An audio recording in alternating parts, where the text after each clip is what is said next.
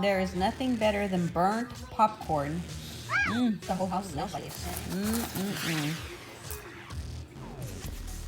Okay, this is Cooking with Terry.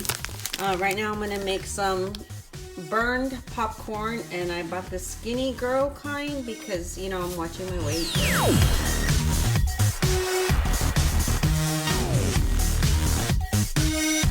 Girl popcorn, they need to make the bags bigger. I already ate 5 of the 10 in just this one sitting.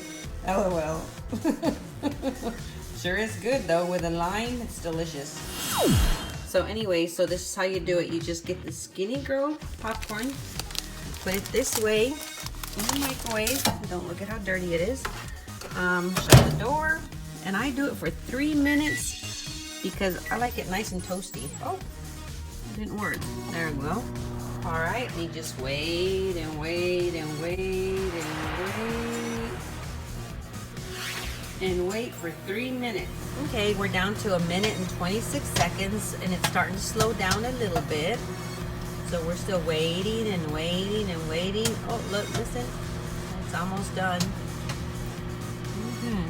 I'm gonna keep letting it go because I like it nice and toasty warm. So, oh yeah, I can't smell it yet. I think we're about good though. Any minute now. All right. This is what happens after the bags when I burn them. I have to put them over here by the fan so that the alarms don't go off. A very good batch. It's not too burned. See, that's about the burnest one I see. So, oh, nice manicure. Let me try again. Bag number 2. 22 seconds.